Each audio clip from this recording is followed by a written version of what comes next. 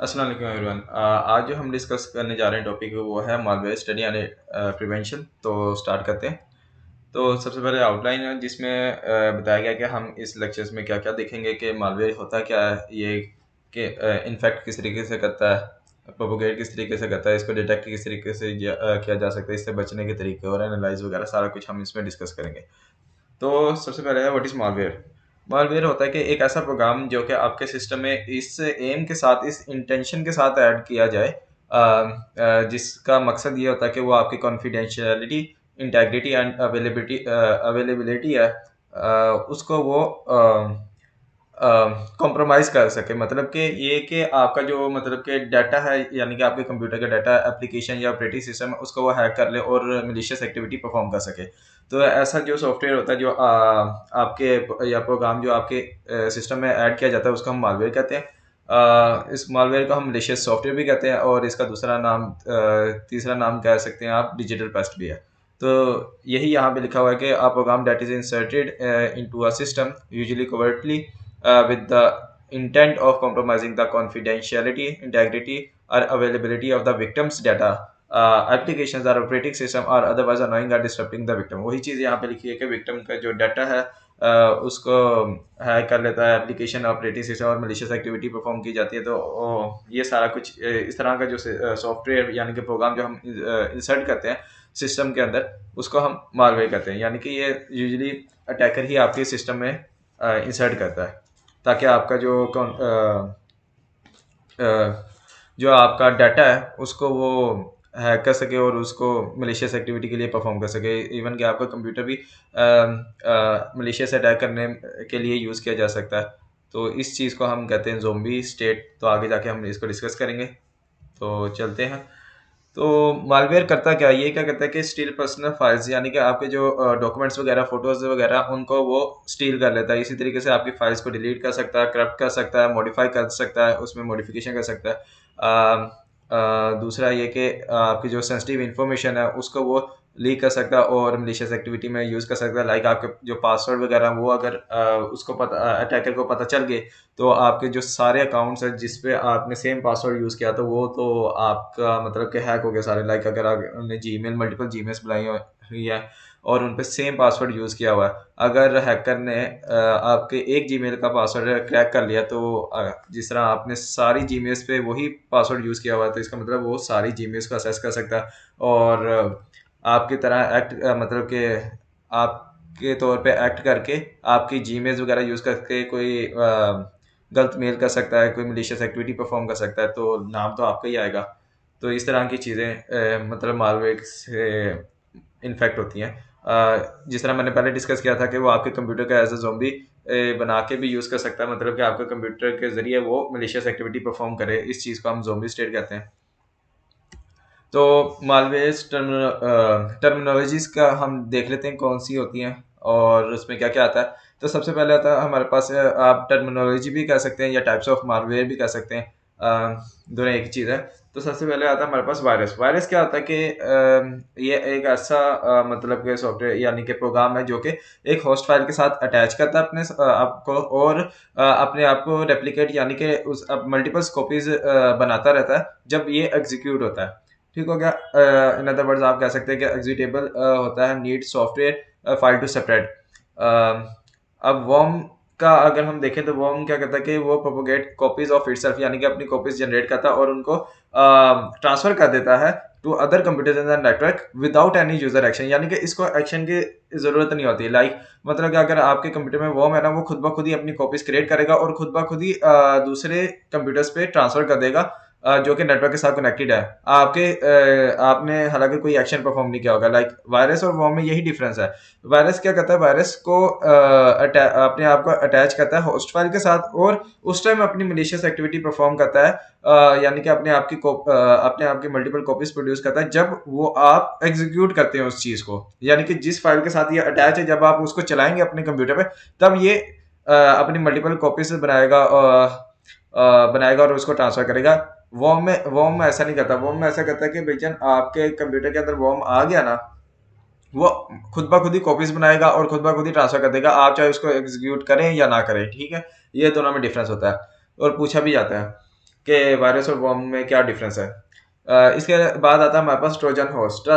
Trojan horse क्या होता है कि अपेरेंटली यूजफुल प्रोग्राम होता है, बट इसके अंदर क्या है, एक मलिशियस फंक्शनैलिटी ऐड होती है, लेकिन आपको ये देखने में यूजफुल प्रोग्राम लगता है। लाइक अगर आपने कोई चीज़ इंटरनेट से डाउनलोड की है, आप जिस तरह कुछ देख लें कि आपने एक पीडीएफ डाउनलोड की है, पीडीएफ रीडर आपने ऑनलाइन डाउनलोड किया है इंटरनेट से, तो वो आपको एक यूज़फुल प्रोग्राम लग रहा है ना, क्योंकि वो उसके ज़रिए आप पीडीएफ रीड वगैरह कर सकते हैं। लेकिन समटाइम्स होता है कि इस तरह के प्रोग्राम्स के अंदर एक एडिशनल मलिशियस फंक्शनैलिटी भी ऐड होती है।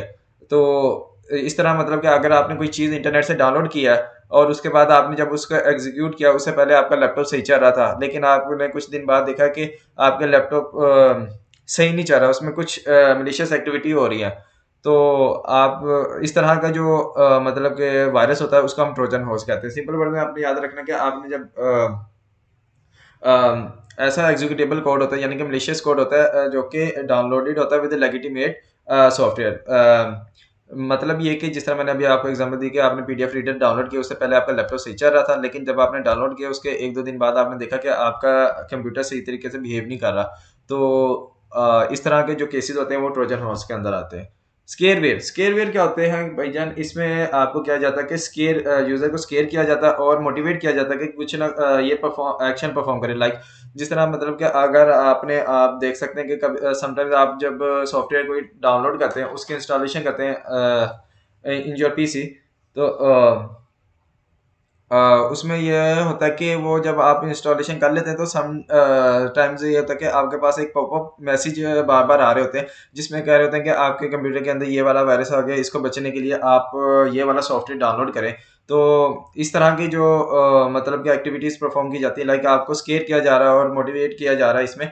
मतलब ये कि आपको डराया जा रहा है कि भैया आपके लैपटॉप के अंदर वायरस आ गया है। इस चीज़ को बचने के लिए आप ये वाला मोटिवेट किया जा रहा है कि आप ये वाला सॉफ्टवेयर डाउनलोड करें। तो इस तरह के जो केसेस होते हैं, इनको हम स्केरवेयर कहते हैं।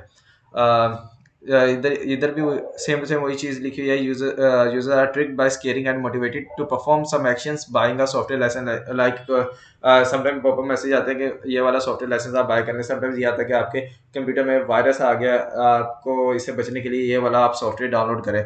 तो ये इस तरह की जो मलिशियस एक्टिविटीज़ होती हैं, इनको हम स्केरवेयर कहते हैं। ब्राउज़र हाईजैकर होता है कि आपका जो वेब ब्राउज़र है ना, उसकी सेटिंग को चेंज कर देता है विदाउट यूज़र परमिशन। यानी कि आपने कोई परमिशन नहीं दी, आपने किसी को परमिशन नहीं दी कि आपकी वेब ब्राउज़र सेटिंग को चेंज किया जाए। इसमें क्या कहता है कि हैकर एक इंजेक्टेड अनवांटेड जो होता है मलिशियस एक्टिविटी, जो मलिशियस प्रोग्राम है, वो आपके वेब पेजेस के अंदर वो ऐड कर देता है, जिसके ज़रिए वो खुद से मॉडिफाई कर देता है आपके वेब ब्राउज़र सेटिंग को आपकी परमिशन के बगैर। इससे ये हो सकता है कि जिस तरह हम सारा कुछ अपना लॉगिन वगैरह सेव कर लेते हैं, लाइक अगर आपने गूगल अकाउंट एक बार साइन इन किया, तो आप उसको सेव कर लेते हैं पासवर्ड को और जीमेल या यूज़र वगैरह को।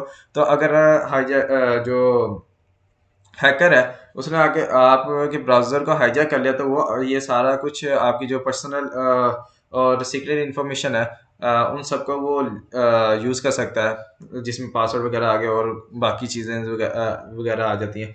तो ये ब्राउज़र हाईजैकर में आ जाता है। देन हमारे पास आता है लॉजिक बॉम्ब। लॉजिक बॉम्ब होता है कि ये एक ऐसा प्रोग्राम होता है, मलिशियस कोड होता है, जो कि उस टाइम एग्जीक्यूट होता है जब एक सर्टेन कंडीशन फुलफिल हो जाए। लाइक अगर आप कहते हैं कि भाई if value greater than 5000 then execute this code. तो इस तरह की कंडीशन, यानी कि इफ कंडीशन वगैरह लगी होती है, explores when a condition occurs. Sometimes like इसके आप सिंपल एग्जांपल ये ले लें कि जो इस तरह के केसेस में आता है कि एक एम्प्लॉय है कंपनी का, उसको पता चल गया कि भाईजान मुझे 1 महीने बाद ये निकाल देंगे कंपनी से। लेकिन अभी उसको शक हो गया, तो वो एक मलिशियस कोड ऐड कर देता है कंपनी के डाटाबेस के अंदर कि अगर मतलब कि ये सर्टेन कंडीशन उसकी फुलफिल हो जाती है। लाइक वो कहता है कि उसको पता है कि भाईजान मुझे 30 अक्टूबर को फर्ज करेंगे, मुझे फायर कर रहे हैं, तो वो कंडीशन लगा देता है कि भाईजान जैसे ही 30 अक्टूबर हो गया या 31 अक्टूबर हो गया, तो यूजर्स के जो हमारे क्लाइंट की इंफॉर्मेशन है, वो वाला डेटाबेस उठ जाए। तो इस तरह के जो केसेस होते हैं वो लॉजिक बॉम्ब के अंदर आते हैं। आगे चलते हैं तो उसमें आता है हमारे पास बैकडोर या ट्रैप डोर भी कहते हैं इसके अंदर। इसको इसमें क्या होता है कि आपको ना जो अनऑथराइज एक्सेस दे दी जाती है सिस्टम की बाय पासिंग नॉर्मल चेक्स। मतलब ये कि आपके जो सिस्टम है या फंक्शनैलिटी होती है मेन उसके आप अनऑथराइज एक्सेस अलाउ कर देते हैं। इसमें क्या करता है कि हैकर कुछ नॉर्मल चेक्स को पास कर लेता है, जिसकी वजह से उसको सिस्टम की एक्सेस मिल जाती है। स्पाईवेयर का अगर हम देखें, स्पाईवेयर होता है ये जो होता है ना, स्पाईवेयर होता है कि ये आपके सिस्टम को डायरेक्टली हार्म नहीं करते, बट ये है कि ये गैदर इंफॉर्मेशन गैदर करते हैं और एक बैकडोर बनाते हैं जिसके जरिए वो आपके इंफॉर्मेशन को लीक कर देते हैं। तो वही यहाँ पे लिखा है, use to spy on victims activities on a system for stealing sensitive information. कि ये आपको क्या कहते हैं स्पाईवेयर, दोबारा मैं रिपीट कर देता हूँ कि ये एक डायरेक्टली आपके सिस्टम को हार्म नहीं करता। आपको नहीं पता चल रहा होगा कि भाईजान आपके सिस्टम में कुछ मसला नहीं आ रहा होगा, लेकिन ये क्या कर रहा होगा, ये एक सेंसिटिव इन्फॉर्मेशन गैदर कर रहा होगा और एक बैकडोर बनाएगा और उसके जरिए ये आपका सारी सेंसिटिव इन्फॉर्मेशन लीक कर देगा। की लॉगर आ जाता है। की लॉगर होता है कि इसमें आपके जो की स्ट्रोक्स हैं, जो आप कीज वगैरह टाइप कर रहे होते हैं, वो उसकी सेंसिटिव इन्फॉर्मेशन को गैदर किया जाता है। रैंसमवेयर, रैंसमवेयर होता है कि आपको जो डाटा या फंक्शनलिटी है उसकी एक्सेस को ब्लॉक कर दिया जाता है और आपसे रैंसम पेमेंट मांगी जाती है। लाइक आप एक सॉफ्टवेयर यूज कर रहे हैं, आप कह सकते हैं कि भाईजान पीडीएफ रीडर ही ले लें। पीडीएफ रीडर आप यूज कर रहे हैं, उसके जरिए आप पीडीएफ को रीड कर रहे हैं और आप रीड कर रहे हैं, कुछ दिनों बाद आप देखते हैं कि वो आपको रीड नहीं करने देता और कह देता है कि अगर आपने रीड वगैरह करनी है तो आप इस पेमेंट करेंगे तो आपको आगे रीड करने की एक्सेस मिलेगी। तो इस तरह के जो केसेस होते हैं वो रैंसमवेयर में आते हैं। ज़ोंबी या बोट मैंने पहले भी आपको डिस्कस कर दिया था आपके साथ कि ऐसे सॉफ्टवेयर जो आपके कंप्यूटर में इंसर्ट किए जाते हैं जिसके जरिए आपके कंप्यूटर को यूज करके मलेशियस अटैक्स लॉन्च किए जाते हैं ऑन अदर मशीन्स। इसमें क्या होता है कि अटैकर आपके मशीन को यूज कर रहा होता है दूसरे कंप्यूटर पे मलेशियस अटैक करने परफॉर्म करने के लिए। तो इस तरह की जो स्टेट होती है वो ज़ोंबी स्टेट आती है या इसको हम बॉट भी कहते हैं। तो नेक्स्ट हमारे पास आता है रूट किट। रूट किट नाम से ही जाहिर है कि इसके अंदर क्या होता है कि आपको रूट की एसेस मिल जाती है, यानी कि रूट एसेस, यानी कि आप कह सकते हैं एडमिन एसेस आपको मिल जाती है। यानी कि इसमें यह होता है क्या, set of hackers tools that allow attacker to maintain root level admin access to a system while hiding their presence. इसमें क्या कहता है कि विजन अटैकर अपनी प्रेजेंस को हाइड करते हुए आपके जो एडमिन है ना, यानी कि रूट लेवल जो सबसे ऊपर मेन पॉइंट जो होता है उसको हैक कर लेता है, उसकी एसेस उसको मिल जाती है। तो ये सारा केस रूट किट में आते हैं और बूट किट आता है कि ये इन्फेक्ट करता है master boot record and spread when a system is booted from the disk containing the malware. यानी कि ये उस टाइम स्प्रेड करता है जब आप अपने सिस्टम को रिबूट करते हो ऐसी डिस्क के साथ जिसके अंदर जिसके अंदर जो कि मालवेयर को कंटेन करती है, यानी कि मलिशियस कोड कंटेन करती है।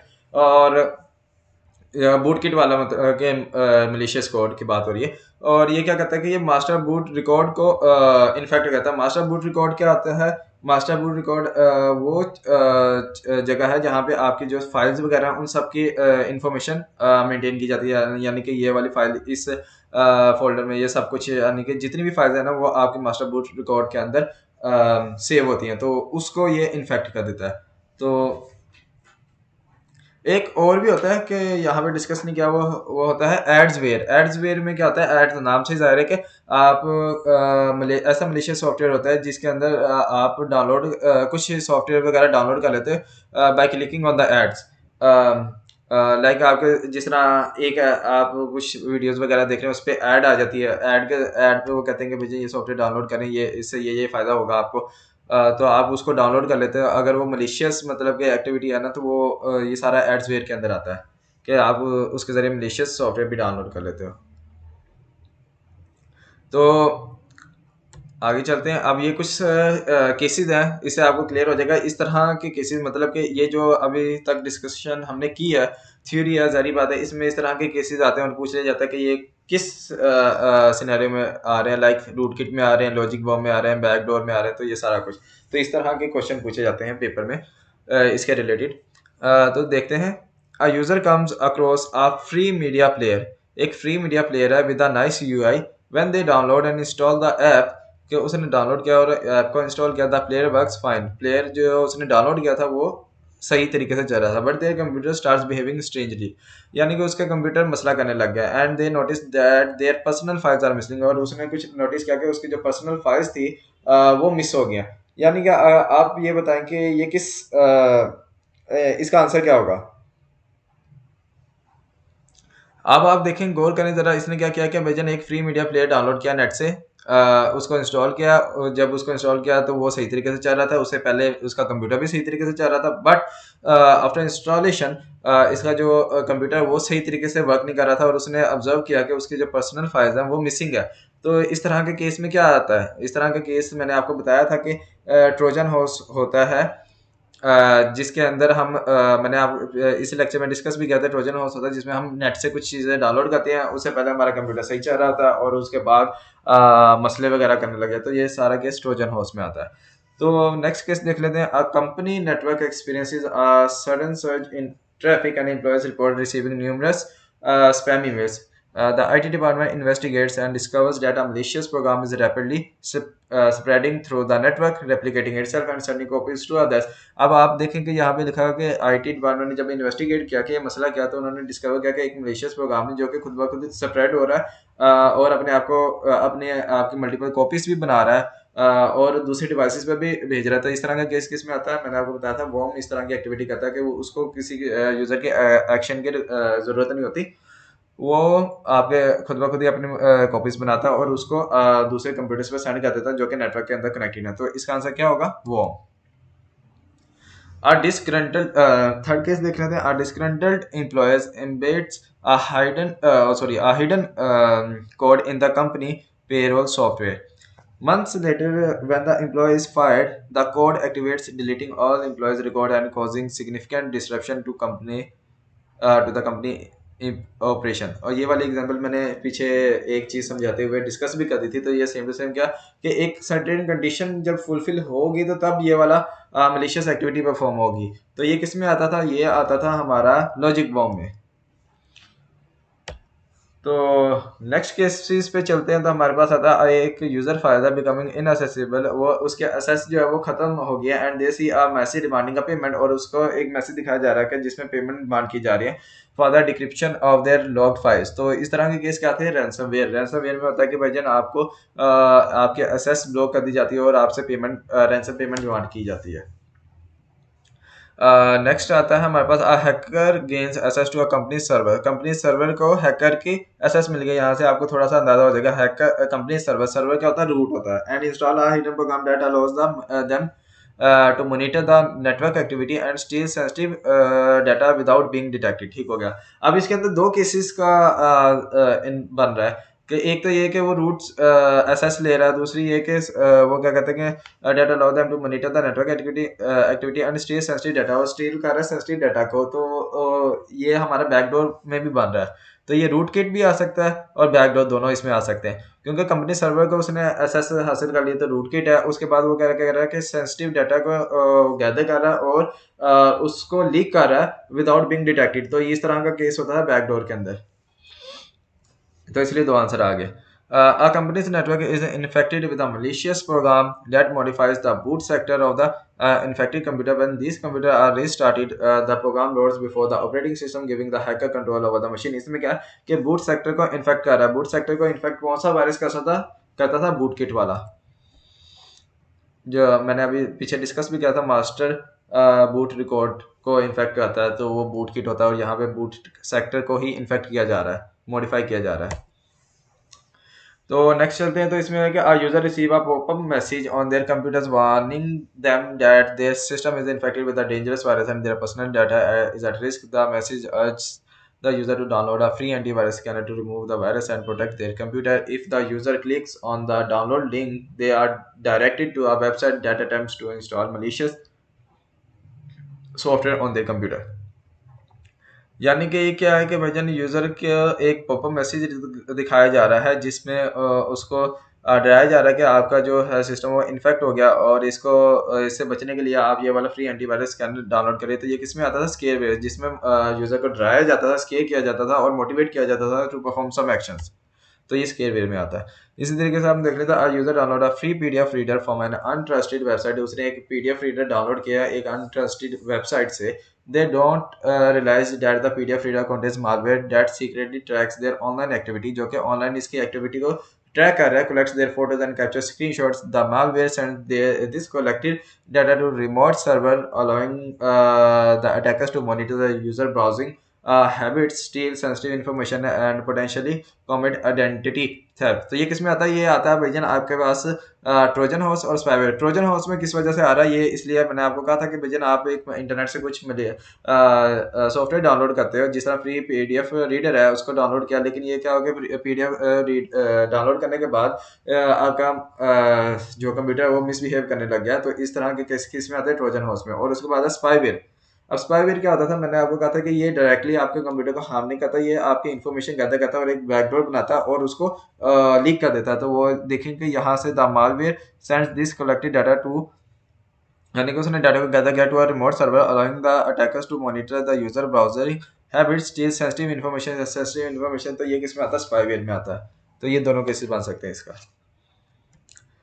तो ये देख लेते हैं कि नेमिंग स्कीम किस तरीके से दी जाती है। इसके computer antivirus researcher organisations created naming in conventions in 1991, जिसमें आता है सबसे पहले तो ये जो worm win colon win 32 slash टेट्रफ डॉट के आगे एक्सक्लेमेशन और DLL लिखा हुआ है। ये क्या है? वॉर्म जो होता है इसके अंदर टाइप होता ही है और विन 32 हमारा प्लेटफॉर्म होता है और फैमिली नेम किस फैमिली से ये वॉर्म बिलोंग करता है। देन हमारे पास वेरिएंट, उसका कौन सा वेरिएंट चल रहा है ये, और ये एडिशनल इन्फॉर्मेशन दे रही होती है। It is not a universal standard but most anti malware vendors have adopted similar scheme. ये ज़्यादातर मतलब कि यूनिवर्सल स्टैंडर्ड नहीं है, लेकिन ज़्यादातर जो एंटी मालवेयर है वो इस तरह की ही नेमिंग स्कीम को यूज़ करते हैं। तो ये कुछ थोड़ी सी हिस्ट्री वगैरह लिखी है, जिसमें ये कि 1982 में पहला वायरस रिपोर्ट हुआ था। 1983 में डिफाइन किया गया था वायरस होता क्या है, और फर्स्ट पीसी वायरस MS डोस था, जिसको रिटर्न किया था टू पाकिस्तानी ब्रदर्स ने। 1988 में पहला वॉर्म आया था, मॉरिस वॉर्म था जिसने ये इंट्रोड्यूस कराया था। और 1998 में बैक ऑरिफ्स रिमोट मैनेजमेंट टूल एक इंट्रोड्यूस कराया गया था। और 1999 में वायरस और माइक्रो वायरस वगैरह का कॉन्सेप्ट आया था। तो ये सारा कुछ यहाँ पे हिस्ट्री वगैरह लिखी है और कुछ भी नहीं है। तो आज के लेक्चर में ये हमने डिस्कस किया कि भाईजान सिनेरियोस को डिस्कस किया, मालवेयर क्या आते हैं, उसकी टर्मिनोलॉजीज कौन कौन सी है, उसके रिलेटेड हमने कुछ केसेस डिस्कस किया कि किस तरह के क्वेश्चन आ सकते हैं। अब नेक्स्ट लेक्चर में इंशाल्लाह आपसे मुलाकात होगी, तब तक के लिए अल्लाह हाफिज़। उसमें हम डिस्कस करेंगे वायरस